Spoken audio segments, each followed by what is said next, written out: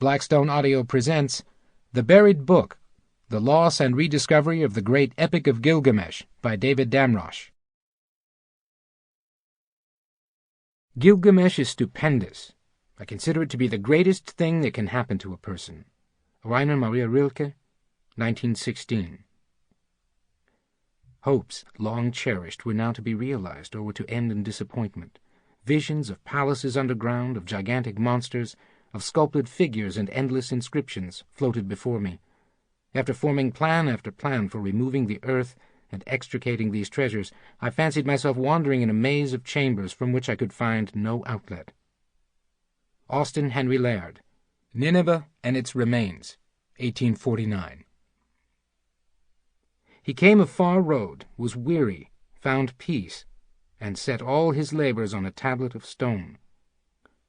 See the cedar tablet box release its clasp of bronze, lift the lid of its secret, take out the tablet of lapis lazuli, and read the struggles of Gilgamesh and all that he endured. The Epic of Gilgamesh.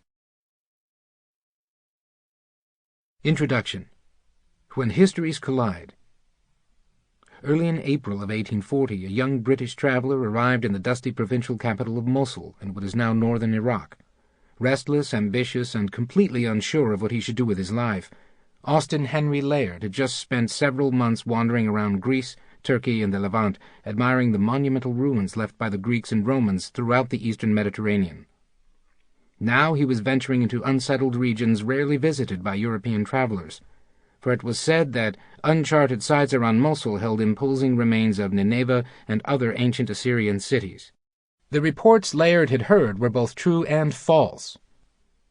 The sites were there, yet when Layard went out to them, he was astonished to discover that there was nothing to see.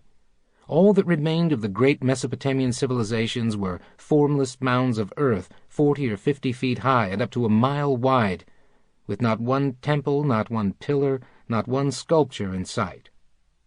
Far from disappointing him, the desolation of the Assyrian sites only fired Layard's imagination. As he later wrote, a traveler crossing the Euphrates would seek in vain for the graceful column rising above the thick foliage of the myrtle or the elegant curves of an amphitheater above a sparkling bay. He is now at a loss to give any form to the rude heaps upon which he is gazing, Layard continued. The more he conjectures, the more vague the results appear. The scene around is worthy of the ruin he is contemplating. Desolation meets desolation. A feeling of awe succeeds to wonder, for there is nothing to relieve the mind, to lead to hope, or to tell what has gone by. Then and there, Layard... Sample complete. Ready to continue?